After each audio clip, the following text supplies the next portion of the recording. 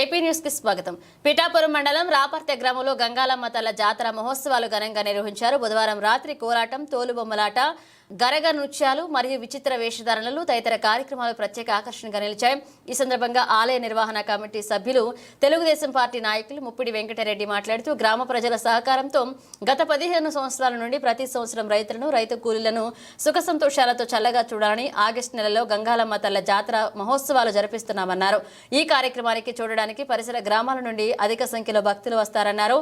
జాతర మహోత్సవానికి సహకరించిన ప్రతి ఒక్కరికి కృతజ్ఞతలు తెలిపారు.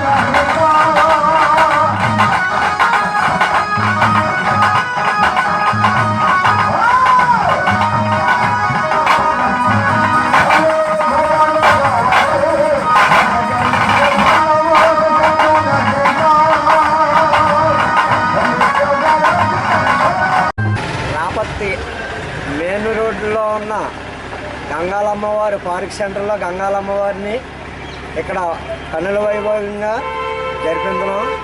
కోలాటాలు, సక్కిళ్ళ భజన, తోలు బొమ్మలాట, నిన్న బోనాలు, అలాగే సత్యాసాలు ఇవన్నిటితో జరుపుతున్నాం. ఏటా రైతులు బాగోవాలా, అమ్మవారు చల్లగా చూడాలని కోరుకుంటున్నాం.